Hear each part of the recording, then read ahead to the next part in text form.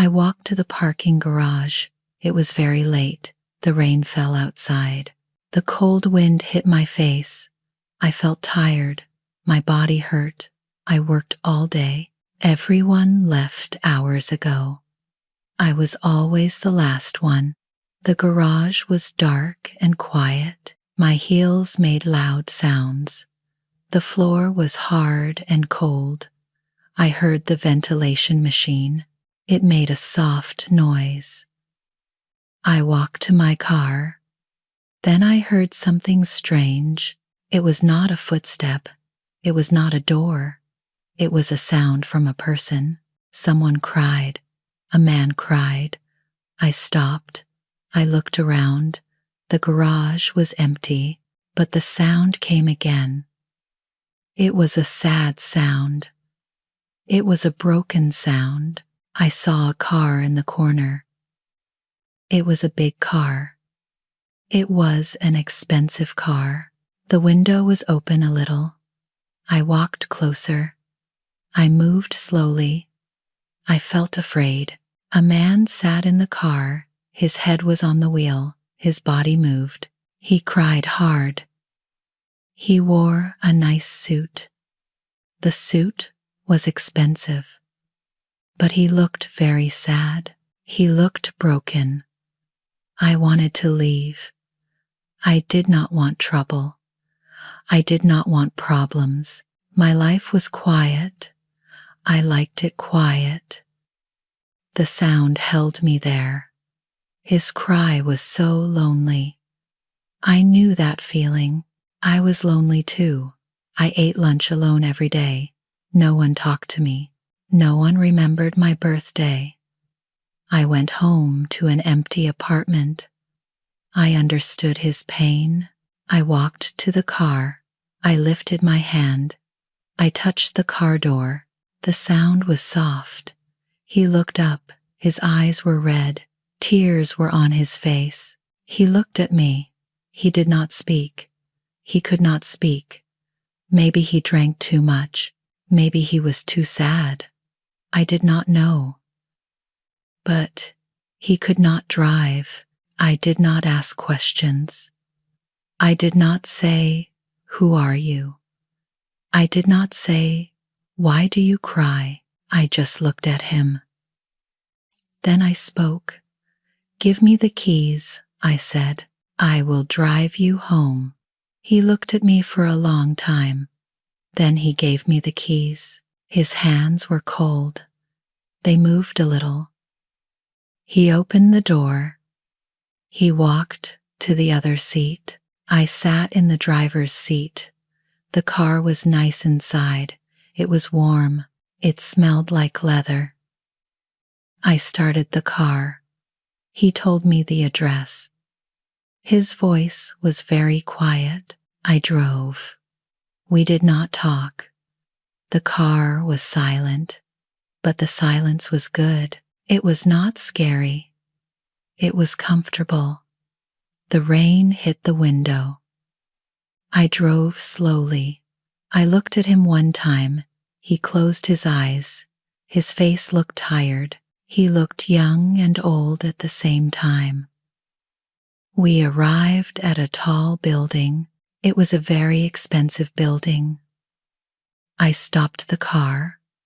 I looked up. The building touched the sky. I opened my door. I wanted to leave, but he grabbed my hand. His hand was warm now. He held my wrist. Not hard, just soft. "Thank you," he said. His voice was rough. "Thank you for not asking." I looked at his face. I saw pain there. I saw secrets there. But I did not ask. I just pulled my hand back. I walked away. I called a taxi. I waited in the cold. The taxi came. I sat inside. I went home. I did not know his name. I did not know his story. But something changed that night. I felt warm inside. The cold did not hurt anymore. I went to my apartment. I closed the door. I sat on my bed. I thought about his face.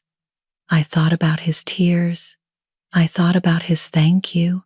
I was not so alone anymore. 1 week passed. I went back to my life. I worked hard. I ate lunch alone. I went home alone. Nothing changed. But I thought about that night. I thought about the man in the car. I thought about his tears.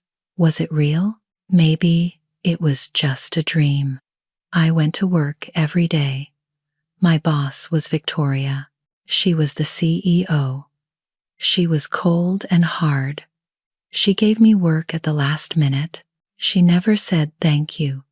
She never smiled at me. Victoria talked about her wedding all the time.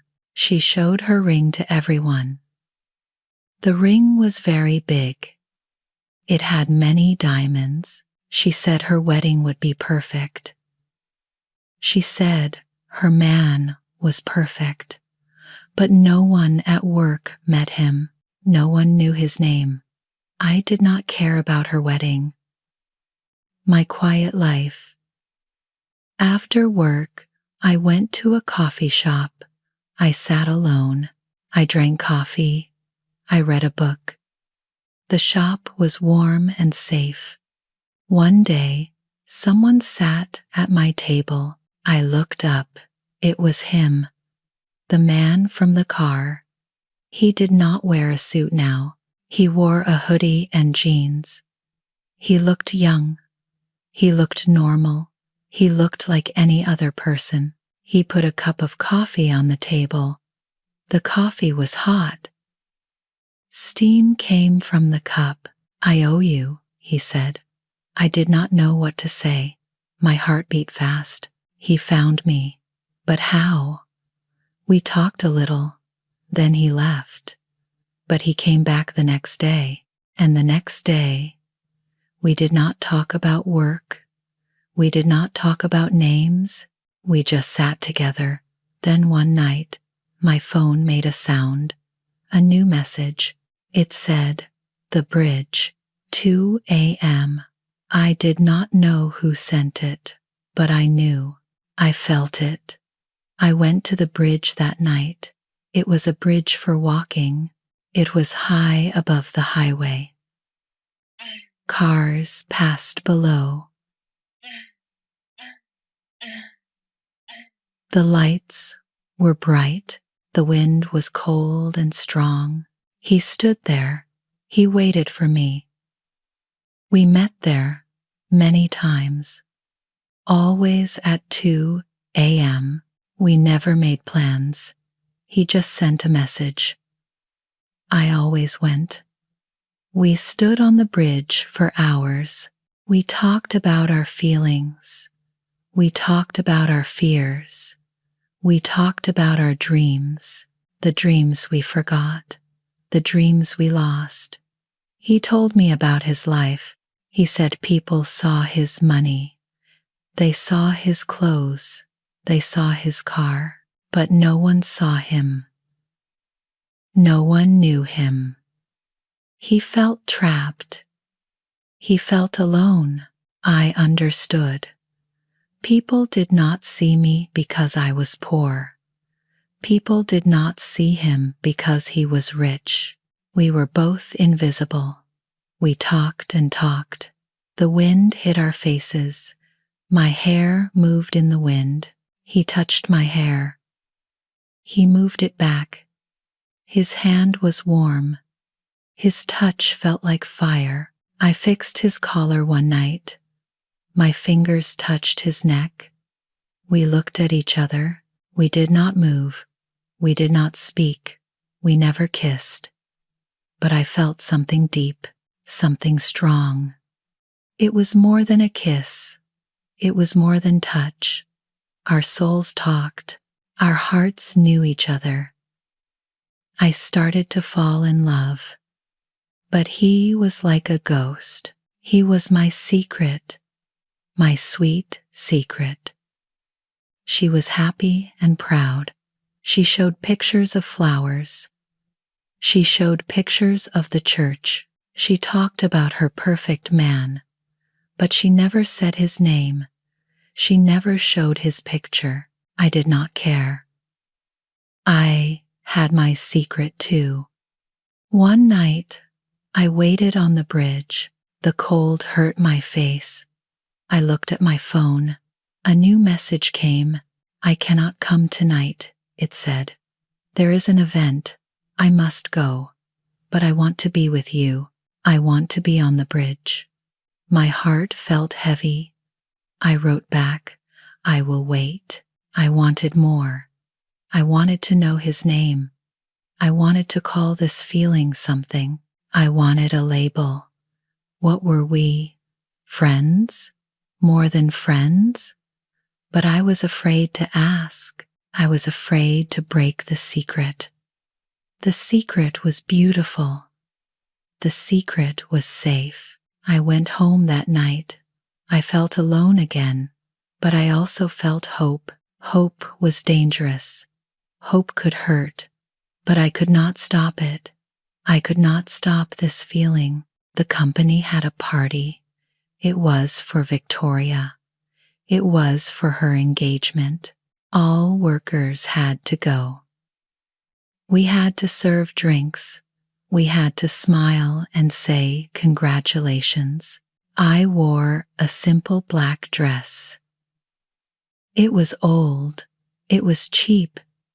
I stood in the corner. I held a tray of champagne. The glasses were heavy. My hands hurt. The room was full of rich people. They wore expensive clothes. They laughed loud. They drank and talked. I felt small. I did not belong there. Victoria stood near the stage. She looked beautiful. Her dress was white and gold. Her ring caught the light. She smiled at everyone. The music stopped. Everyone became quiet. Victoria walked to the stage. She took the microphone. Her voice was loud and clear. "Thank you all for coming," she said. "Tonight is very special. Tonight you will meet my fiancé, the man of my life, my wonderful man." Everyone clapped. I stood still.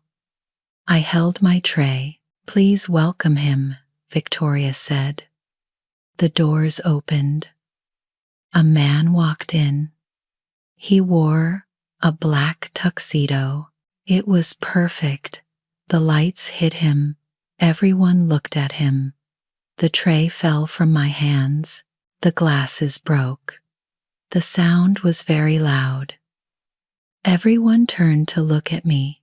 It was him, the man from the car, the man from the bridge. My secret. My body felt cold. My heart stopped. I could not breathe. I could not move. His eyes found me. His face became white. He looked scared. He looked shocked. He started to walk toward me. But Victoria grabbed his hand. She held it tight. She pulled him to the crowd. She smiled, big. Everyone clapped more. I understood now the terrible truth. He was Victoria's fiancé. He was going to marry my boss, the most powerful woman here. I ran. I pushed through the people. I ran to the door. I ran down the stairs.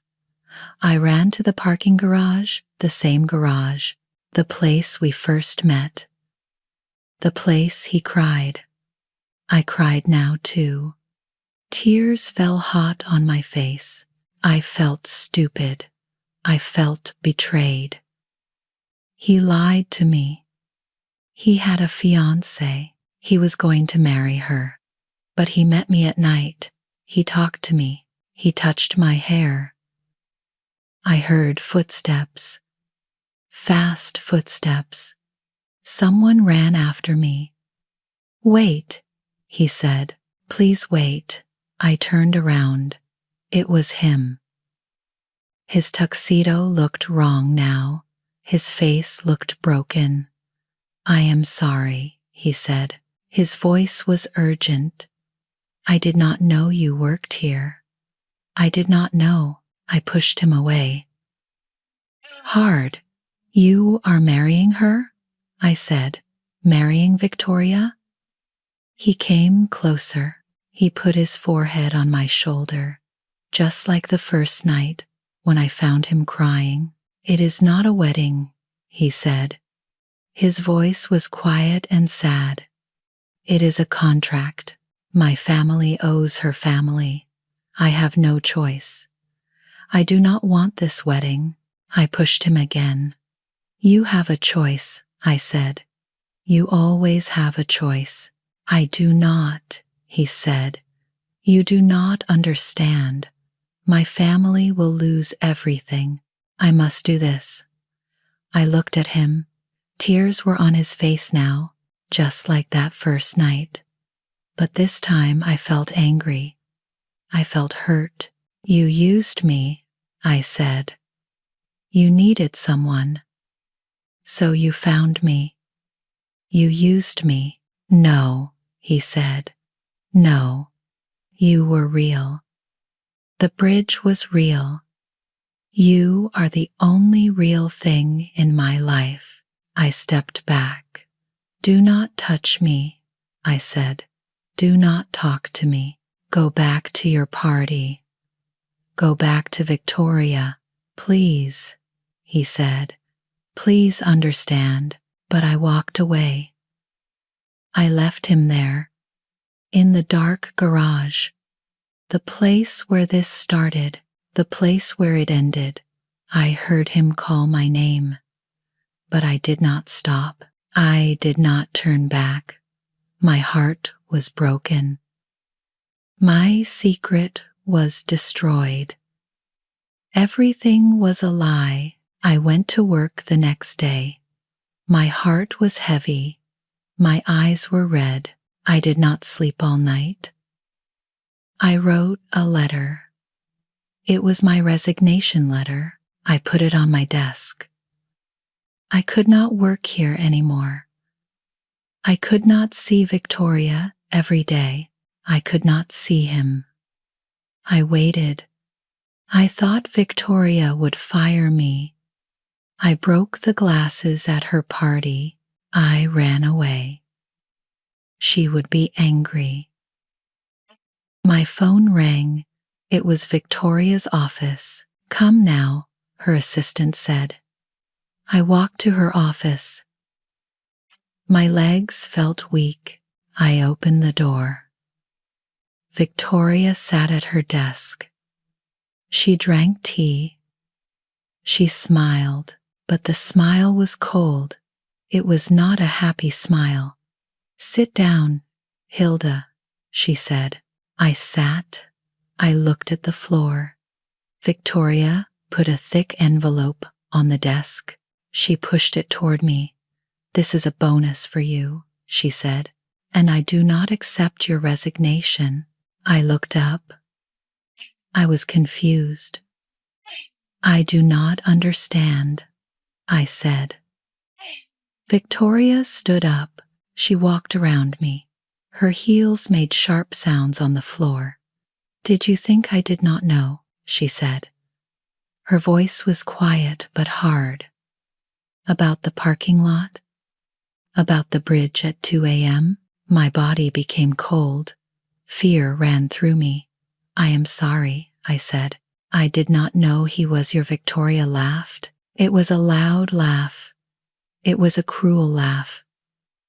I know, she said. I wanted it to happen. I stared at her.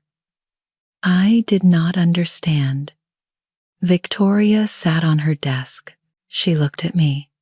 Rishima was weak, she said. He was sad all the time. He needed help. He needed someone to make him feel better. My heart beat fast. I felt sick. I followed him, Victoria said. I paid people to watch him. They told me about you, about the coffee shop, about the bridge.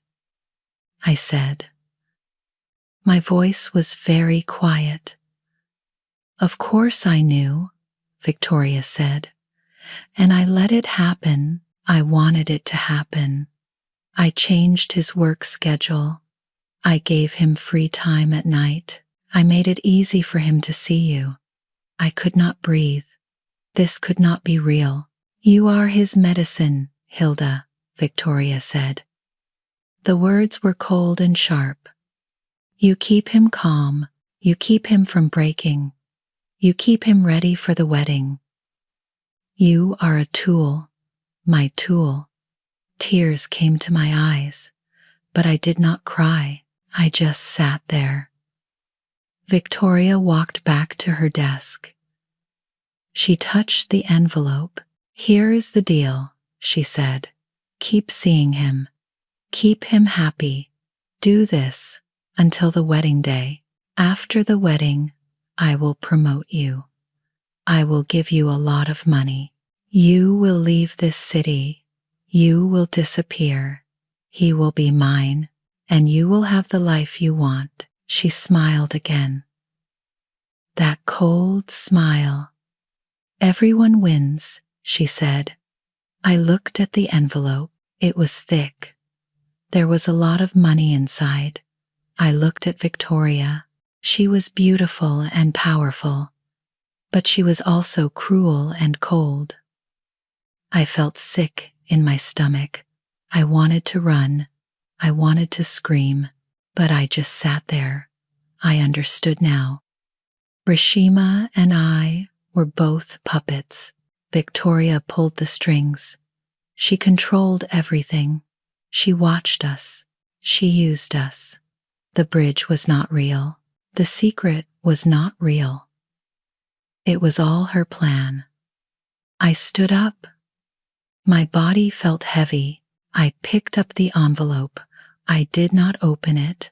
I just held it. Victoria watched me. She waited for my answer. I walked to the door. I stopped. I turned back. I need time to think, I said. Take your time, Victoria said, but not too much time. The wedding is in 3 weeks. I walked down the hall. I held the envelope tight. My hands hurt. I went to the bathroom. I locked the door. Then I cried. I cried hard and long. We were both trapped, both of us. Rashima in his golden cage, me in my poor life, and Victoria held all the keys. That night, I sent him a message. The bridge. One last time. I waited on the bridge. The wind was cold. The cars passed below. Their lights were bright. He came. He looked terrible. His eyes were tired. His face was thin. He walked fast to me. He tried to hug me. I stepped back. I did not let him touch me. Hilda, he said, please. Let me explain. I took out the envelope. The one Victoria gave me. I gave it to him. This is your value, I said. Victoria pays me to comfort you. His face changed. He looked confused. He opened the envelope. There were papers inside. There was money inside. A lot of money. I wrote everything down. Everything Victoria said. I recorded her words on my phone. I put it all in the envelope. He read the papers. His hands started to shake. His face became white. She knows everything, I said. She followed you. She watched us. She wanted this to happen. She pushed you to me. She used me to keep you calm. She used me so you would not stop the wedding. He looked at me. His eyes were wide. She knew, he said. His voice broke. Yes, I said. We are being controlled. Both of us. He dropped the envelope. The papers fell to the ground. The wind took some of them. He put his hands on his face. I thought, he said, I thought you were the one real thing, the one true thing in my life. I was real, I said. But she made it happen. She planned it all. He looked angry now, very angry. His body was tight. His hands became fists. Then he looked at me. The anger left his face. Why did you tell me? He said. You could take the money. I looked into his eyes. I remembered the first night. The man crying in the car, the broken man. Because I saw you, I said. I saw you crying. I saw your pain, and I do not want that man to be sold. I do not want you to be a thing, a tool. Tears came to his eyes. I turned around. I started to walk away. I will not be a tool for anyone, I said. Goodbye, Rishima. Wait, he called. Hilda, wait. But I did not stop. I walked off the bridge. I did not look back. The next day was the wedding day. I packed my bags. I put everything in 2 suitcases. My apartment was empty now. I cleaned it. I left the keys. I took a taxi to the bus station. I bought a ticket to a small town. A town far away. A town near the ocean. I wanted to start again. I wanted peace. A TV was on the wall. The news played. I did not watch it. I just waited for my bus. Then I heard Victoria's name. I looked up. The TV showed breaking news. Big red letters. Sterling family scandal. A reporter talked fast. The wedding was canceled. The groom disappeared. He did not come to the church. The business contract is broken. The Sterling family is in crisis. I stood up. I walked closer to the TV. My heart beat very fast. They showed a picture of Victoria. She looked angry and shocked. They showed the empty church. They showed guests leaving. He did it. He ran away. He chose freedom. I felt something in my chest. It was relief. It was joy. I smiled. I could not stop smiling. He was free now. I was free now. We were both free. The bus arrived. People started to board. I picked up my bags. I walked to the bus. I sat by the window. The bus started to move. The city became smaller behind me. I looked out at the road. The sky was big and open. I did not know what would come next. I did not have much money. I did not have a plan, but I had myself. I had my freedom. I had my choice. That was enough. The bus drove toward the ocean, toward a new life, toward peace. I closed my eyes. For the first time in a long time, I felt light. I felt hope. 1 year passed. I lived in a small town now. The town was by the ocean. The air smelled like salt and fish. The sky was big and blue. Life was slow and quiet. I opened a small flower shop. The shop was near the beach. I sold roses and lilies and tulips. I arranged flowers every morning. My hands smelled like earth and petals. The shop was small, but it was mine. No boss, no Victoria, no cold office, just me and the flowers. I thought about him sometimes, about Rishima, about the bridge, about our secret. It was a sad memory, but it was also beautiful. He taught me something. He taught me to choose myself, to choose freedom. I was happy now, not every day, but most days. That was enough. One afternoon, it rained. The rain was soft and light. It hit the windows. The sound was peaceful. I was alone in the shop. I cut stems. I put flowers in water. The bell above the door rang. A man walked in. He wore a sweater and old jeans. His hands had paint on them, or maybe it was dirt. I could not tell. I looked up. My heart stopped. It was him. It was Rishima, but he looked different. His face was bright. His eyes were clear and happy. He did not look tired. He looked free. "Hello," he said. His voice was warm. I could not speak. I just stared. He walked closer. He held something in his hand. It was a cup of coffee. Steam came from the top.